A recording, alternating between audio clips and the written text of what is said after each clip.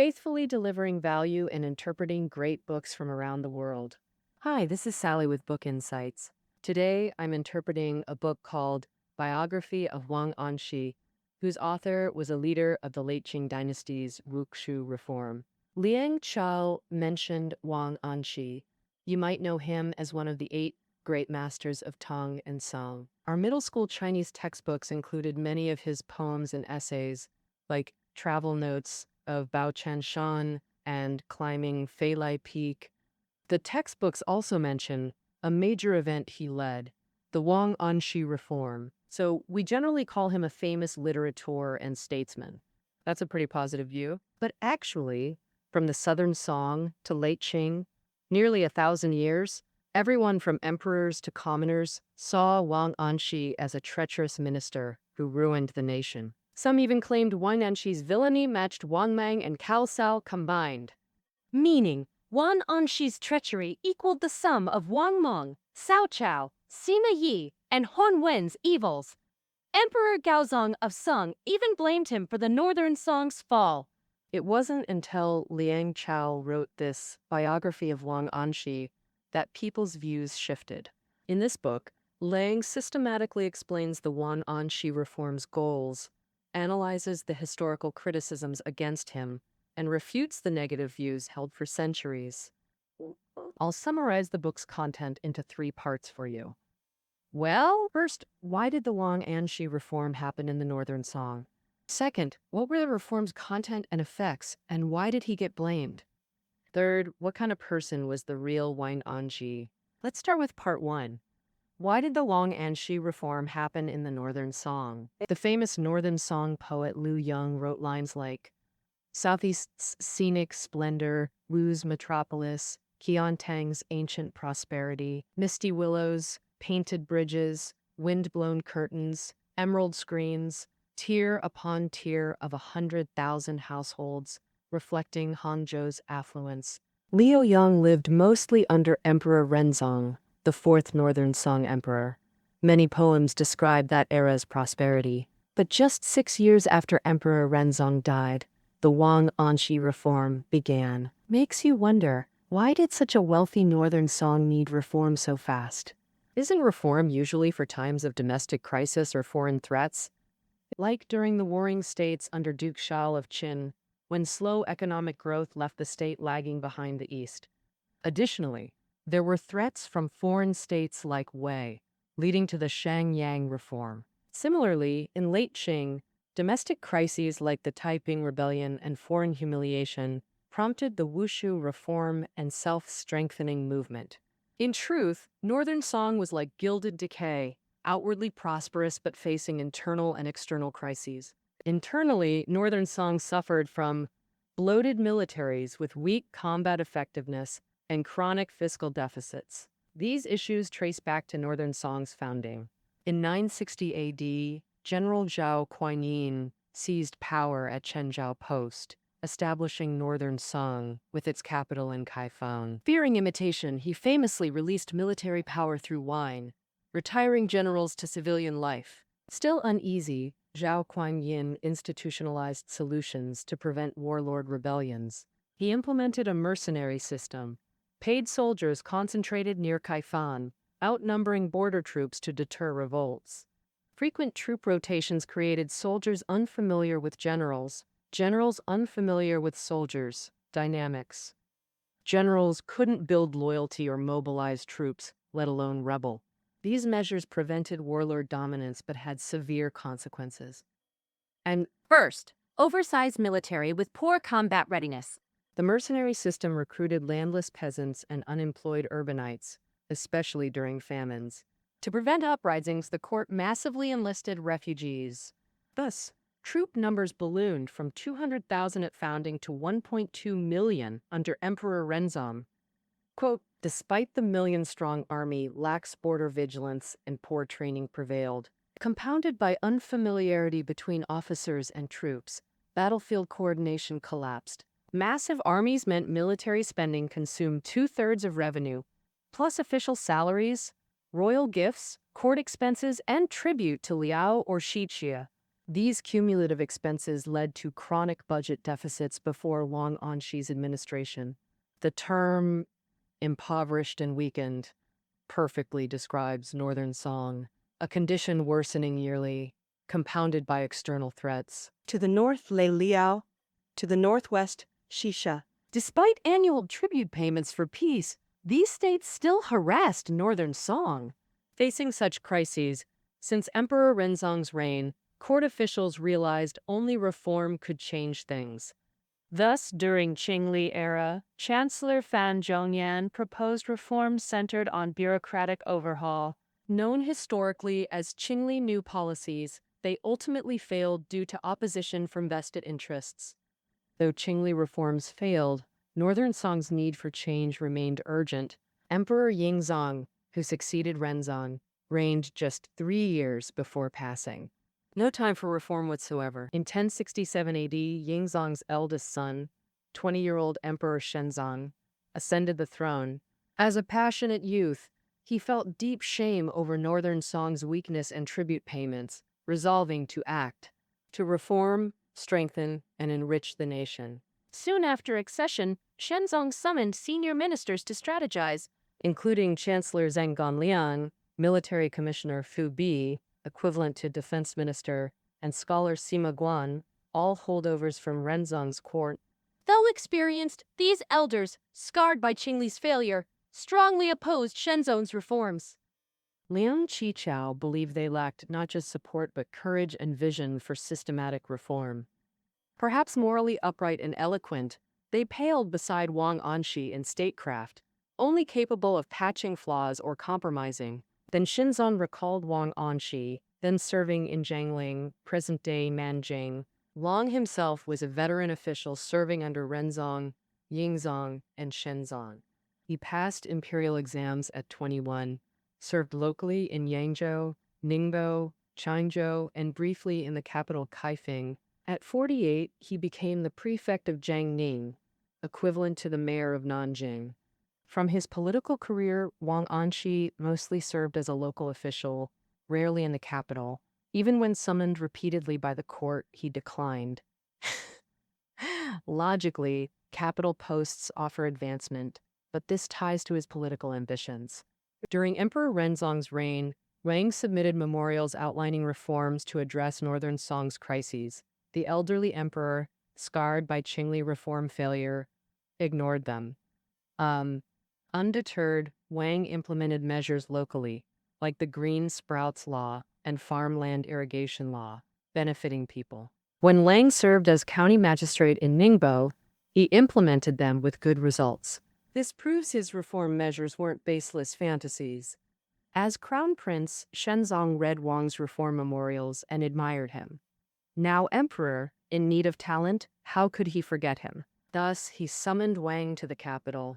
Upon meeting, emperor and minister clicked instantly. In 1069 AD, Shenzong appointed Wang Anshi as Kanji Zhengxi, equivalent to vice-chancellor, to lead the reforms. To facilitate reforms, the court established the Bureau of Three Departments Regulations as the central agency. Since it was the second year of Xingying era, Shi as in Kangxi, Ning as in tranquility, it's historically called the Xingying Reform. So, what measures did Wang Anshi implement to reverse Northern Song's internal and external crises? Did they achieve the goals of enriching the state and strengthening the military? And why did Wang Anshi bear infamy? This is part 2 of today's discussion. Though the direct aim was enriching the state and strengthening the military, Northern Song faced severe crises requiring sweeping reforms in all areas. Lang recognized this, so his reforms weren't simplistic. Not just treating the head when it aches or the foot when it hurts. They covered politics, economy, military, and livelihood, especially improving people's welfare. This was another key goal beyond enriching and strengthening. Wang, through years as a local official, knew people's hardships and understood water can carry a boat but also capsize it. Rulers must heed the masses. Even to enrich and strengthen, the court couldn't ignore people's welfare and plunder wealth. as that would lose public support and spark rebellion. Therefore, when Wang Anshi designed his reform measures, he linked improving people's livelihood with boosting national fiscal revenue. For narrative convenience, I'll group welfare improving measures under state enrichment and discuss them together. Any dynasty aiming to improve fiscal health must cut expenses and increase revenues. Northern Song was no exception. For cost cutting, Wang identified essential expenditures like officials' salaries and ritual costs, while slashing non-essentials like imperial luxuries and royal rewards. And thus, annual court spending dropped by 2/5 instantly, without disrupting operations. But money isn't just saved, it's earned. We must find ways to increase state revenue. So Wang implemented policies to curb land monopolies and aid the poor. What does that mean? Many court officials' families were powerful local landlords. They annexed vast lands, leaving peasants landless, monopolized markets via price hikes and usury, forcing tenants who couldn't afford farm tools. Moreover, exploiting court connections, they evaded taxes through schemes.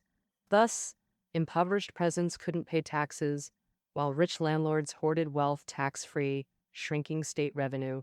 Therefore, Wang's reforms targeted landlord monopolies and tax evasion, forcing compliance while redistributing wealth to solve landlessness and fund production. This improved livelihoods, enabled wealth creation, and restored tax payments. Many reforms followed this principle, most notably the Green Sprouts Law in agriculture. Simply put, during summer shortages, the court offered low-interest loans so peasants avoided usurious landlords repaying after harvest. This mirrors modern agricultural banks giving microloans to farmers. Because when the people borrow, the crops in the fields are still green sprouts. So it's called the Green Sprouts Law. As mentioned earlier, when Wang Anshi was county magistrate in Ningbo, he tried implementing the Green Sprouts Law with good results. Therefore, when he led the national reform, he promoted the Green Sprouts Law nationwide. But this good law, beneficial to both state and people, brought Wang Anshi the criticism of competing with the people for profit. And after the Green Sprouts Law was implemented, it immediately caused a huge uproar in the court. Many officials expressed opposition, believing that the court lending money to the people and charging interest was exploiting them. Isn't this extracting wealth from the people? In Liang Qichao's view, these court opponents opposed because they themselves came from wealthy landlord families. With the Green Sprouts Law implemented, they could no longer annex people's land as before. This threatened their interests, so they became furious and incessantly accused Wang Anshi of competing with the people for profit and accumulating wealth for the state. Additionally, Wang Anshi implemented other measures: the market equitable law to prevent wealthy landlords from monopolizing markets and inflating prices, the service exemption law to free people from corvée labor, the farmland irrigation law to improve fields and build water facilities, and the land survey and equal tax law to survey land and adjust tax policies. All these serve to benefit the people, develop production, and increase state revenue. So, after these reform measures were implemented, how effective were they in achieving the goals of improving people's livelihood and enriching the state? First, look at the goal of enriching the state. Emperor Shenzong said that during the Xining and Yuanfeng eras, treasury warehouses were all full, and even small towns accumulated no less than 200,000 in money and grain annually. Ixnin and Yuanfeng were the two era names during Emperor Shenzong's reign. Wang Anshi's reforms began in the second year of Xining, 1069 AD, and ended in the 8th year of Yuanfeng, 1085 AD, when Emperor Shenzong died, lasting 16 years in total. This passage means that during Wang Anshi's reforms, Northern Song's treasury was abundant, and even small cities accumulated at least 200,000 in money and grain annually.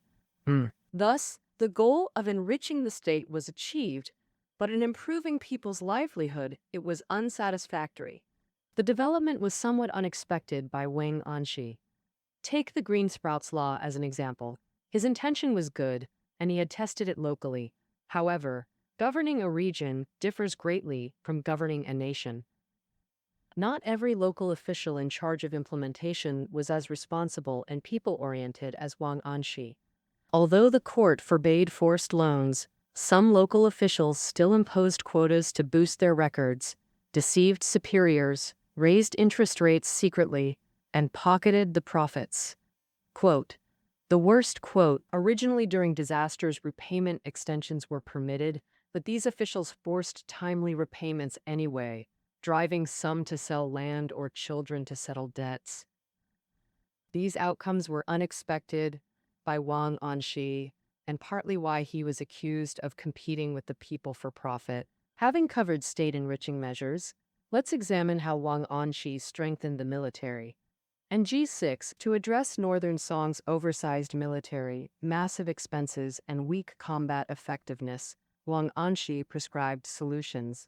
First, military downsizing. Actually, during Emperor Renzong's reign, Oyangshu and Sushi had petitioned about overstaffed militaries but proposed no concrete measures, fearing mutiny. Wang differed. Starting reforms in 1068 AD, he implemented annual troop reductions. For example, those failing training assessments or over age 50 were dismissed. By Emperor Shenzong's death, troop numbers stabilized around 600,000, half pre-reform levels, without mutinies or border vulnerabilities. Thus, enormous military maintenance costs decreased accordingly. But downsizing alone didn't boost combat effectiveness. Training reforms were needed. Hence, Wang introduced the General's Placement Law to fix the soldiers unfamiliar with generals problem. Here, Jiang meant not commanders, but permanent military garrisons across northern Song, similar to modern divisions or brigades. These troops stopped rotating frequently, each assigned dedicated commanders for training. Thus, soldiers and commanders became familiar, coordinated seamlessly, and deployed immediately during conflicts. Garrisons in different regions had distinct missions. For instance, Wang established 37 garrisons around the capital, from Kaifeng to Hebei, to defend against Liao. 42 in the northwest targeted Xixia. Additionally, measures like the Baojia Law trained militias. The Baojia Law organized rural households into groups of 10 for military training during farming off-seasons, serving as reserve forces, similar to modern reserves. These military reforms improved Northern Song's combat effectiveness.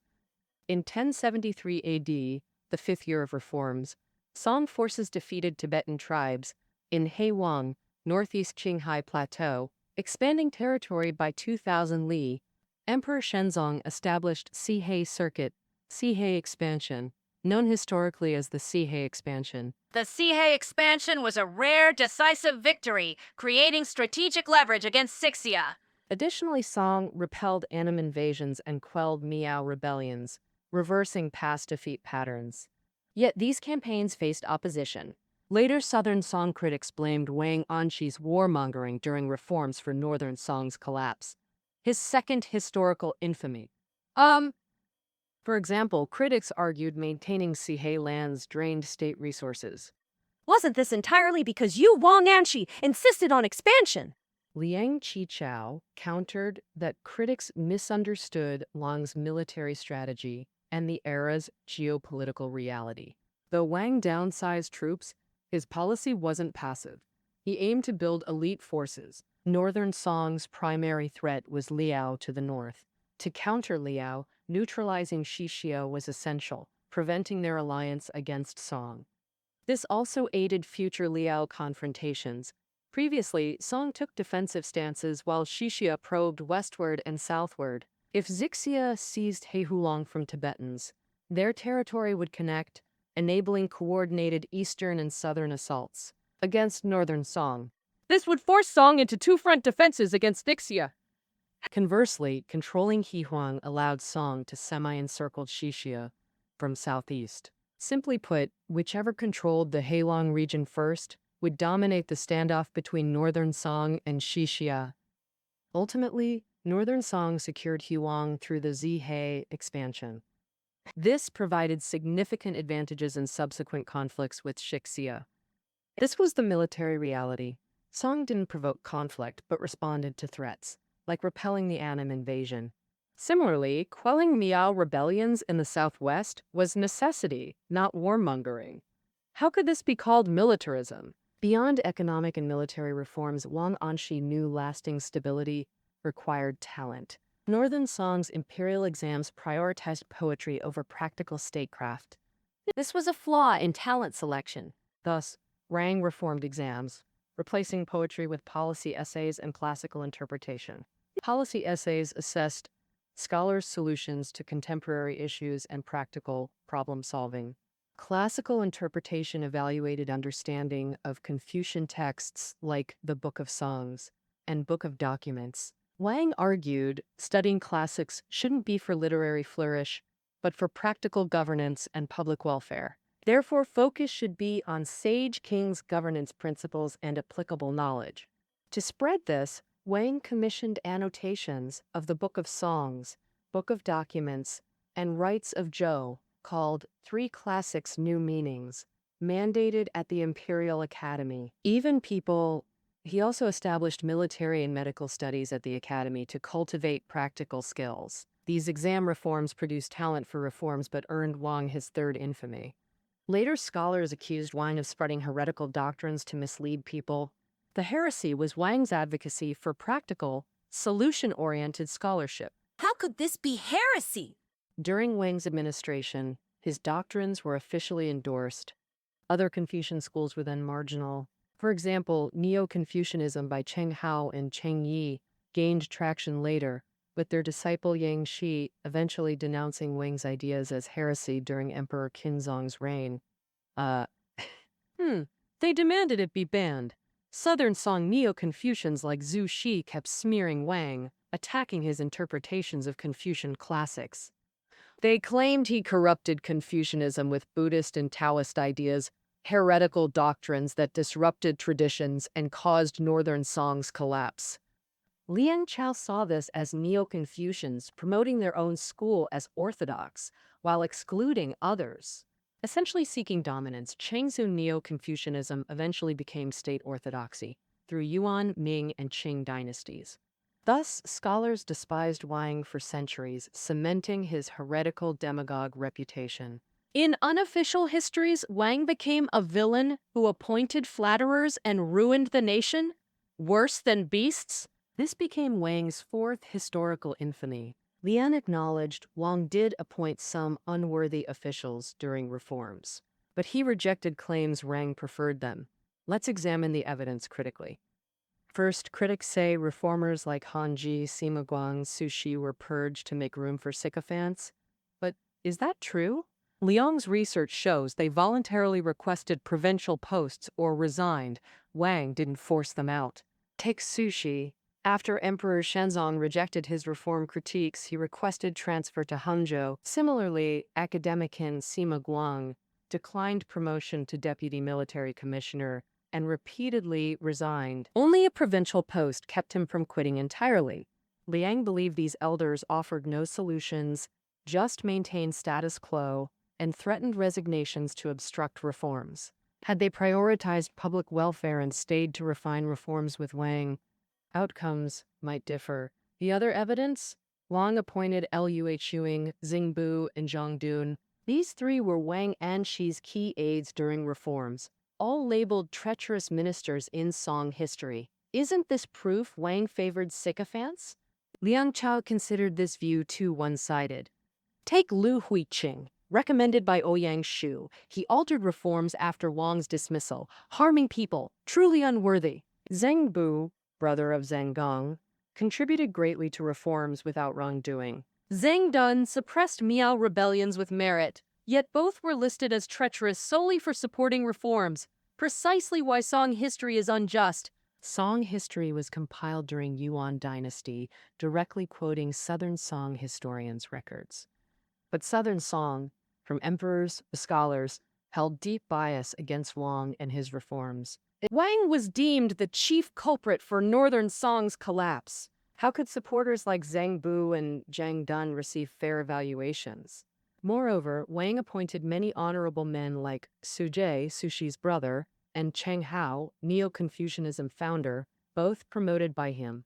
Liang researched historical records, listing 40 key figures Wang appointed. Over half were virtuous talents. Only about 20 to 30% were cunning or unscrupulous.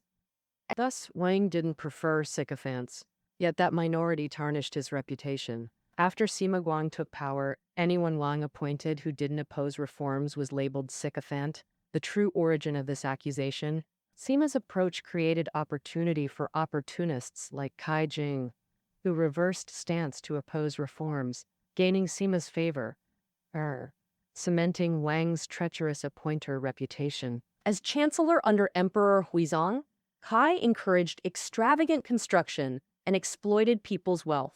For example, building Emperor Huizong's Zhenyu Imperial Garden, he forced Jiangnan residents to contribute rare stones and flowers, bankrupting countless families and sparking the Fang Law rebellion. One could say Kai Jing bore huge responsibility for Northern Song's fall during Emperors Huizong and Qinzong's reigns. But how did Southern Song critics link him to Wang Anshi? Oh, when Emperor Huizong first ascended, he wanted achievements like Shenzong. Kai Jing, currying favor, implemented some reform-like measures and elevated Wang's status. Wang was posthumously enfeoffed as a duke, honored in Confucian temples. Plus, Kai Jing's brother Kai Bian married Wang's daughter. Thus, after Southern Song's founding, Wang's attackers blamed him for Kai Jing's crimes, making Wang's reforms the cause of Northern Song's collapse. Otherwise, why would Kai Jing revere Wang Anshi? Look how Kai Jing's reforms tormented the people. Was that truly the case? Absolutely not. Liang Qichao saw Kai Jing's imitation as a facade to please Huizong and control court, not genuine reform. For example, fabricating charges against opponents, promoting corrupt eunuchs like Tang Guan, encouraging Huizong's extravagance with palaces and temples. Wang Anshi did none of these during his reforms. Moreover, Wang's son-in-law Kai Bian opposed Kai Jing politically. Kai Jing was promoted by Sima Guang, unrelated to Wang. Since those accusations against Wang don't hold, what was the real Wang Anshi like? First, his literary talent and moral integrity were outstanding. As one of the 8 great masters of Tang and Song, Wang, also a statesman and profound scholar, had unique perspectives, making his style distinct. In argumentative essays, his reasoning was sharp and structured, radiating intellectual power. In narratives, his wording was plain yet precise, with intricate structures. For instance, his 200-plus epitaphs each had unique compositions. No wonder Ouyang Shu wrote, "Who in later ages could rival you?" praising him. As for character, Wang lost his father young, grew poor supporting siblings, wife, grandmother, and mother. After becoming an official, he supported his family with his salary and repeatedly declined capital postings, because local posts allowed testing beneficial policies while caring for family. Besides being filial, Wang Anshi was indifferent to wealth and lived simply even in prosperity. After retiring to Nanjing, he often wandered alone on a donkey. His residence after being enfeoffed as a duke wasn't grand. It lacked even courtyard walls. For these reasons, even his critics acknowledged his moral character and literary talent.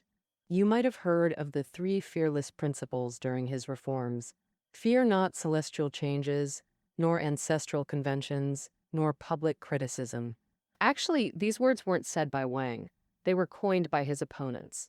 They used this sensational phrase to highlight how radical and rebellious Wang's reforms seemed, pressuring him. Yet these words perfectly captured Wang's situation during reforms. From Liang Qichao's historical accounts, we see Long standing alone in court, debating policies like the Green Sprouts Law. Facing ministers' interrogations, he argued tirelessly to win support. Like Zhuge Liang debating scholars and romance of 3 kingdoms, amid growing opposition. We can imagine his isolation, his courage to oppose the entire court yet push forward. Fortunately, Emperor Shenzong's backing enabled the reforms. Piecing this together, the real Wang Anshi comes into focus. Beyond moral and literary excellence, he had profound patriotism, extraordinary governance skills, and fearless reform courage. Wholly dedicated to nation and people. In Song Dynasty's 300-plus years, his historical stature should have matched his solitary court presence, towering and prominent. Sadly, his fate echoed the TV series Yongzheng Dynasty's theme, striving to govern for history, yet drowned in posthumous infamy. As author Liang Qichao wrote this book for reasons, late Qing China faced crises graver than Northern Song's pre-reform era. Well, back then, intellectuals were all rushing around looking for ways to save the nation. Naturally, the Wang Anshi reforms, as a famous reform in Chinese history, were constantly talked about by them, and Liang Qichao was no exception. Wow. In Liang Qichao's view, Wang Anshi, who was also dedicated to reform to save the country, wasn't understood during his life and had to bear 1,000 years of infamy after death. It's really unfair. So, after the Wushu reform failed, Liang Qichao, living in seclusion at home, specifically wrote this book to clear Wang Anshi's name and change the negative evaluation of the Wang Anshi reforms over the past 1,000 years. However, in the biography of Su Dongpo, which is listed alongside this book as one of China's 5 great biographies of the 20th century, the modern Chinese writer Lin Yutong completely trashed Wang Anshi as worthless.